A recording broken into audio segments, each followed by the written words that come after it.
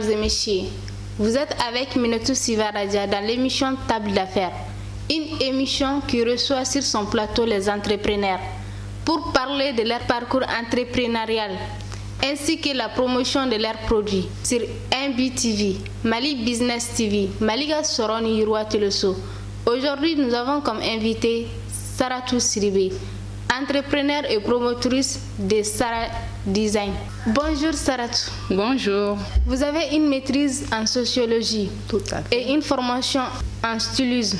Vous évoluez dans le domaine de la maroquinerie en perles. Vous êtes entrepreneur, promotrice de Sara Design, une marque d'accessoires 100% en perles, fait à la main, et votre marque est Sara Design.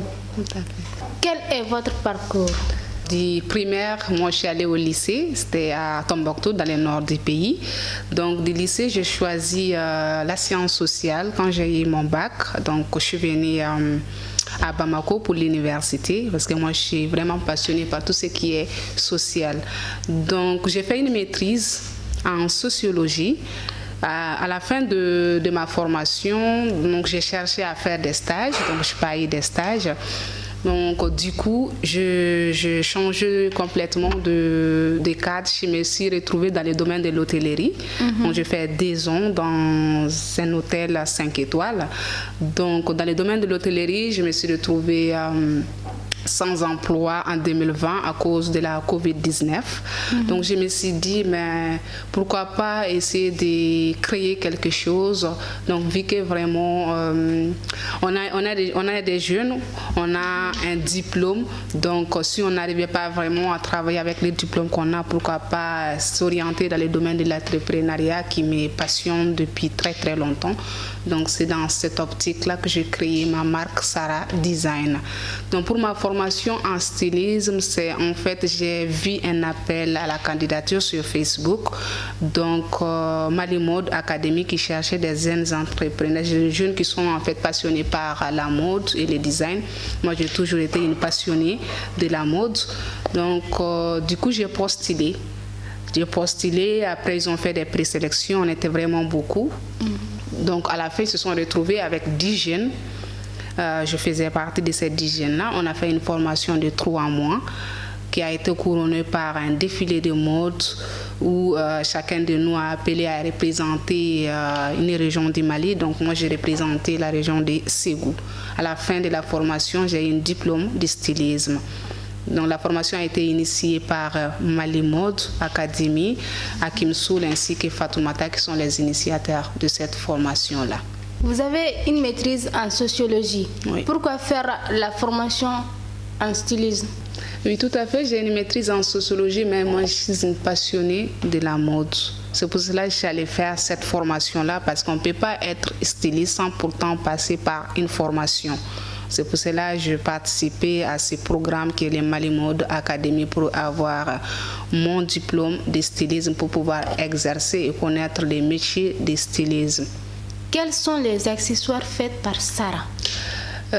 Oui, moi j'ai choisi la maroquinerie, les accessoires parce que oui, c'est vrai que dans la formation on nous a montré, on a fait des formations la coupe et couture, l'entrepreneuriat, le développement personnel et tout. Donc après la formation, il y en a qui se sont orientés côté vêtements.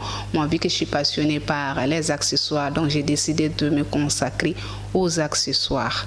Voilà. Donc les accessoires que Sara Design fait, c'est des sacs.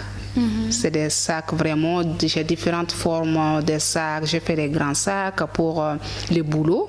Donc j'ai fait des petits sacs pour les soirées, des petits sacs aussi pour mettre juste votre portable comme ces modèles-là. J'ai fait des ceintures, j'ai fait des pochettes pour portable, des boîtes à bijoux, voilà. Pensez-vous concurrencer les objets importés qui sont moins chers sur le marché?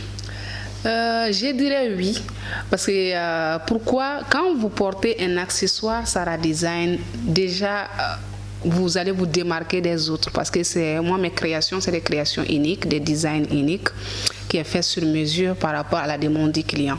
Quand vous partez au grand marché, vous achetez un sac à main et vous présentez dans un événement, vous allez trouver peut-être 3 ou 4 voire 10 filles qui ont la même chose, alors que si vous Vous prenez un sac à main Sarah Design, vous êtes sûr que vous êtes la seule à avoir ces sacs à main-là. Ce qui fait la différence entre les créations Sarah Design et les sacs à main qui se trouvent au marché.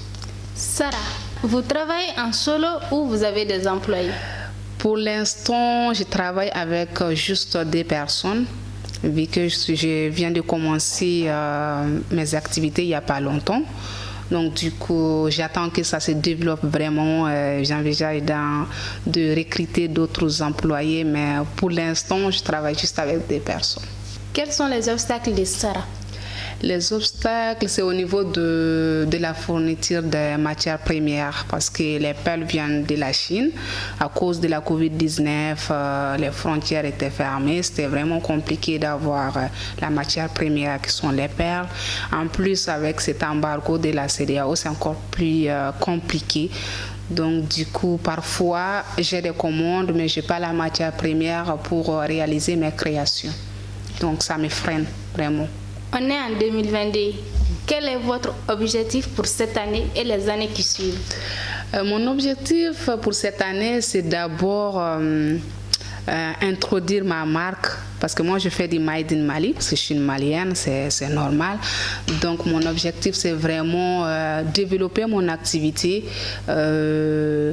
convaincre les clients de consommer malien, de consommer nos accessoires qui sont faits, surtout l'artisanat malien, les accessoires qui sont faits à la main, original et tout ça. Mon objectif pour les années à venir, j'aimerais ouvrir une centre de formation pour aider toutes ces femmes qui n'ont pas de boulot, les montrer, faire une formation des sacs en perles, des colliers, des bracelets, tout ça, permettre à ces femmes-là de se débrouiller. Parce que c'est vraiment pas facile d'être une femme et puis ne pas travailler. Que dites-vous aux jeunes filles et sœurs qui veulent se lancer?